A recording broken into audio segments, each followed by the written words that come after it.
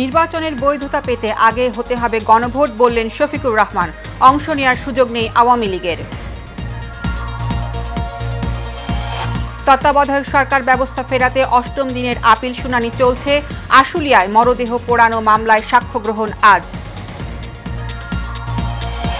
এবং সংকটে দুর্গম পার্বত্য এলাকার চিকিৎসা ব্যবস্থা। বান্দরবনের লামার স্বাস্থ্যকেন্দ্রে মিলছে না ন্যূনতম সেবা।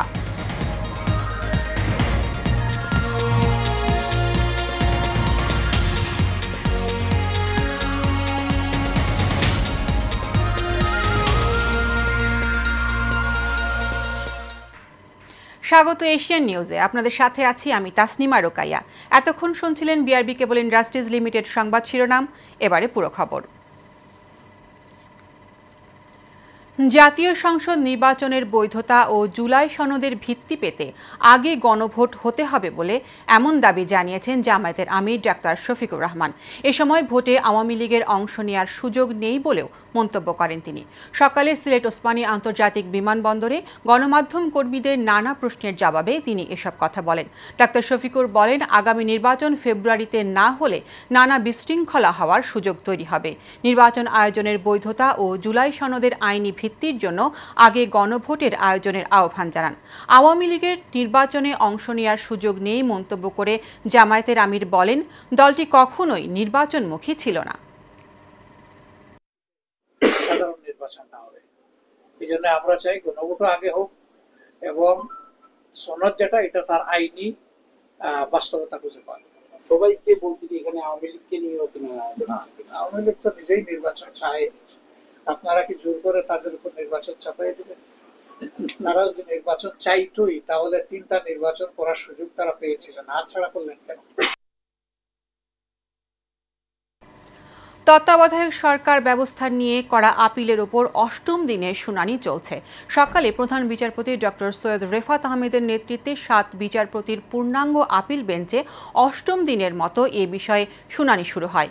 এর আগে সপ্তম দিনের মতো আদালতে বিএনপির পক্ষে শুনানি করেন জ্যেষ্ঠ আইনজীবী জয়নুল আবেদিন। এ সময় রাষ্ট্রপক্ষে অ্যাটর্নি জেনারেল মোহাম্মদ আসাদুজ্জামান উপস্থিত ছিলেন। গত 27 আগস্ট তত্ত্বাবধায়ক সরকার ব্যবস্থা বাতিলের রায় পুনর্বিবেচনা চেয়ে করা আবেদনের শুনানি শেষে আপিলের অনুমতি দেয়া হয়।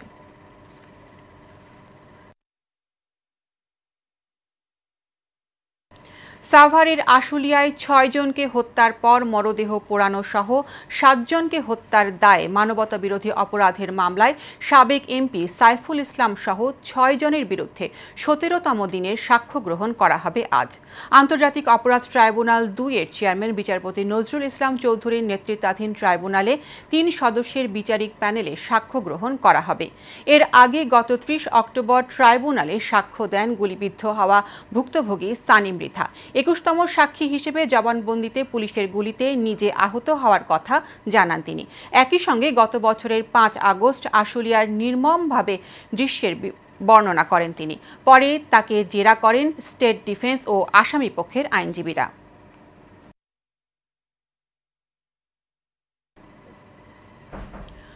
কোটি টাকা মূল্যের আধুনিক স্বাস্থ্য কমপ্লেক্স থাকার পরও রোগীদের মিলে না ন্যূনতম স্বাস্থ্যসেবা।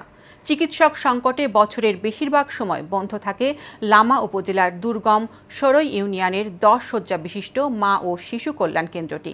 এতে ন্যূনতম চিকিৎসা সেবা থেকেও বঞ্চিত হচ্ছেন এলাকার বাসিন্দারা। বান্দরবান প্রতিনিধি নুরুল কবিরের রিপোর্ট জানাচ্ছেন শেখ ফাহিম। অধিকাংশ সময় তালাবদ্ধ অবস্থায় পড়ে থাকে 10 শয্যা বিশিষ্ট মা ও শিশু কল্যাণ কেন্দ্রের আধুনিক হাসপাতাল। বছরের বেশিরভাগ সময় বন্ধ থাকে স্বাস্থ্যসেবার এই কেন্দ্রটি। দুর্গম এলাকার মানুষের চিকিৎসা সেবা নিশ্চিতকরণের লক্ষ্যে হাসপাতালটি নির্মাণ করা হলেও কাঙ্ক্ষিত সেবা থেকে বঞ্চিত স্থানীয় বাসিন্দারা।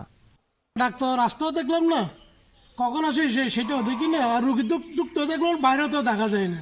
এখানে হাসপাতাল দেখে এখানে চিকিৎসা যদি পাই আমার তো আর আমিরাবাদ যেতে হয় না, চিটাং যেতে হয় না। আমরা শুধু দেখি এটা তুলে রেখে দিয়েছি, কিছুদিন পর পর রং করে, কিছুদিন পর পর আপনার ফ্যান ঠিক করে। ডাক্তার আসতেছে সপ্তাহে একদিন, তারপর হচ্ছে ওনার কাজ হতো এসে শুধু এখানে গাছে ফল ফুল থাকলে এগুলো নিয়ে যাবে। এদিকে জনবল না থাকায় নিয়মিত স্বাস্থ্যসেবা কেন্দ্রটি চালু রাখা সম্ভব হচ্ছে না বলে জানান পরিবার পরিকল্পনা বিভাগের এই কর্মকর্তা। অবকাঠামো আছে কিন্তু আমাদের জনবল এখনো দেওয়া হয় নাই, যার কারণে এটা আমরা চালু করতে পারতেছি। আমাদের সমস্যা হচ্ছে বর্তমানে আমাদের কোনো ওষুধপত্র সাপ্লাই নেই, আর যে পরিবার পরিকল্পনার পদ্ধতিগুলো আছে সেগুলো আমরা ঠিক মতো পাচ্ছি না। কারণটা হলো আমাদের যে ৪র্থ সেক্টর প্রোগ্রাম এটা বাতিল হয়ে গেছে, গত বছরের জুলাই এটা বাতিল হয়ে গেছে। এখনো আমাদের ওটা বাতিল হতে নতুনভাবে আবার একটা প্রজেক্ট শুরু হবে, ওইটাও এখনো অনুমোদিত হয়নি। ওইটা অনুমোদিত হয়ে গেলে তাহলে মোটামুটি আমরা যে সেবাগুলো দিচ্ছি সেই সেবাগুলো আমরা কন্টিনিউ করতে পারবো।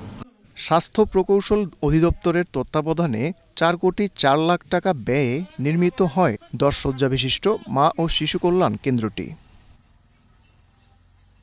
Sheikh Fahim, Asian television. বান্দরবনে উদযাপিত হয়েছে বৌদ্ধ ধর্মাবলম্বীদের মহাপিণ্ডদান অনুষ্ঠান।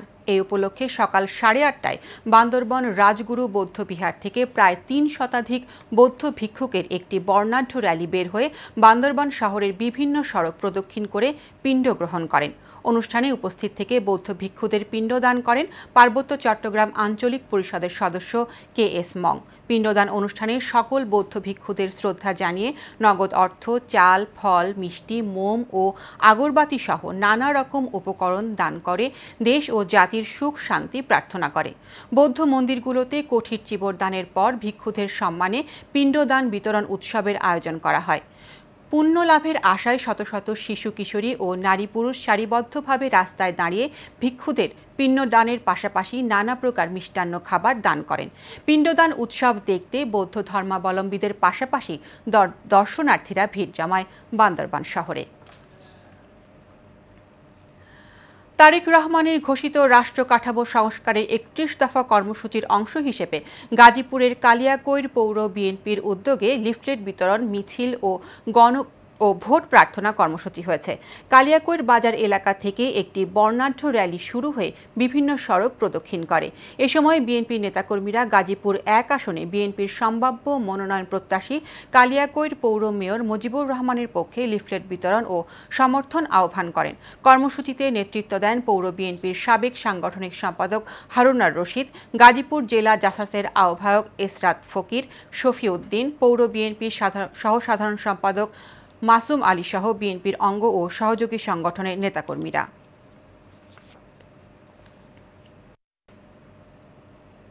ক্ষমতার দাপট আর রাজনৈতিক প্রভাব খাটিয়ে কর্মকর্তা ও কর্মচারীদের লাঞ্ছিত করার অভিযোগ উঠেছে বরিশাল ধান গবেষণা ইনস্টিটিউটের আঞ্চলিক শাখার নিয়মিত শ্রমিক আনোয়ার হোসেনের বিরুদ্ধে।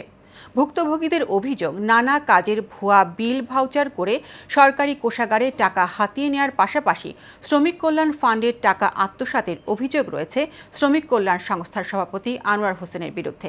এছাড়াও নিয়ম বহির্ভূতভাবে সরকারি জায়গায় গ্যারেজ নির্মাণ করার জন্য এনেছিলেন ইট, বালু, সিমেন্ট। তবে নির্মাণের অনুমতি আছে কিনা জানতে চাইলে ধান গবেষণা ইনস্টিটিউটের উপসহকারী প্রকৌশলী শহীদুল ইসলামের উপর হামলা করে আনোয়ার। ধান গবেষণা ইনস্টিটিউটে অস্থায়ী কর্মচারীদের স্থায়ী করে দেওয়ার কথা বলে হাতিয়ে নেয় মোটা অঙ্কের টাকা। মালগুলা এখানের যে শ্রমিক সভাপতি ছিল আনোয়ার ভাই, তার মাধ্যমে আসছে।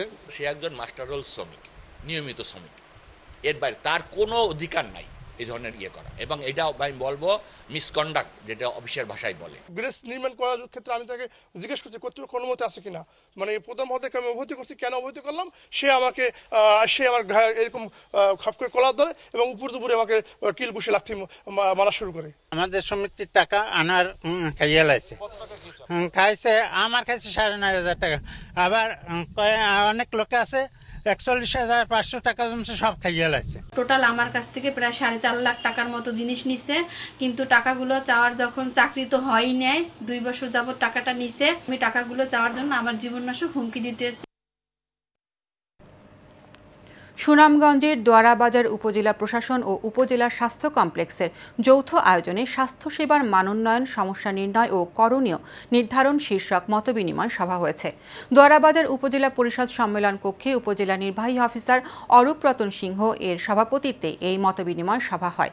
স্বাস্থ্য ব্যবস্থার উপর মাল্টিমিডিয়া প্রেজেন্টেশন উপস্থাপন করেন আবাসিক মেডিকেল অফিসার ডাক্তার দিব্যেন্দু রায় রাজীব। অপরদিকে পরিবার পরিকল্পনা বিভাগের প্রতিবেদন উপস্থাপন করেন পরিদর্শক রেদওয়ানুর রহমান। সভায় উপস্থিত ছিলেন পরিবার পরিকল্পনা অফিসার শামসুদ্দিন খান সহ অনেকে। শেষ করব এশিয়ান নিউজ। তার আগে বিআরবি কেবল ইন্ডাস্ট্রিজ লিমিটেড সংবাদ শিরোনামগুলো জানিয়ে দিব আরও একবার।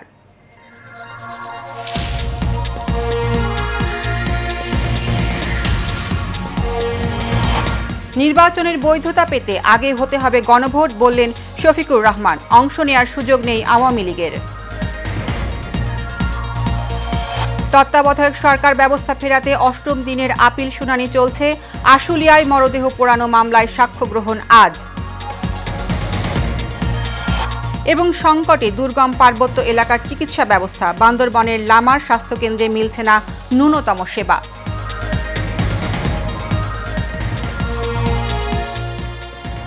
এশিয়ান নিউজ এ পর্যন্তই। পরবর্তী সংবাদ দেখার আমন্ত্রণ রইল। ধন্যবাদ সবাইকে।